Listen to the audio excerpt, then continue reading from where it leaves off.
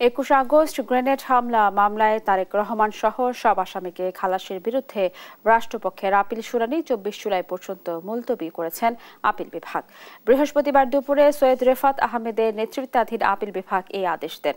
এদিন শুনানির শুরুতে এ মামলার পলাতক দুই আসামির পক্ষে কোনো আইনজীবী নিয়োগ না হওয়ার বিস্ময় প্রকাশ করেন প্রধান বিচারপতি ডক্টর সৈয়দ রেফাত আহমেদ।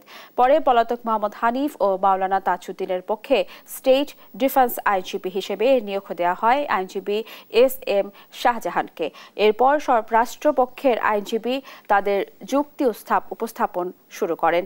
2 দশক আগে আওয়ামী লীগের সমাবেশে গ্রেনেড হামলার ঘটনায় করা পৃথক মামলায় বিচারিক আদালতের দেয়া সাজায় রায় বাতিল করে গত বছরের 1 ডিসেম্বর সব আসামিকে খালাস দেন হাইকোর্ট। স্টেট ডিফেন্স আইনজীবী এস.এম. শাহজাহান বলেন, মুফতি হান্নান সহ যারা স্বীকারোক্তি দিয়েছেন সেগুলো আবারও দেখবেন আপিল বিভাগ।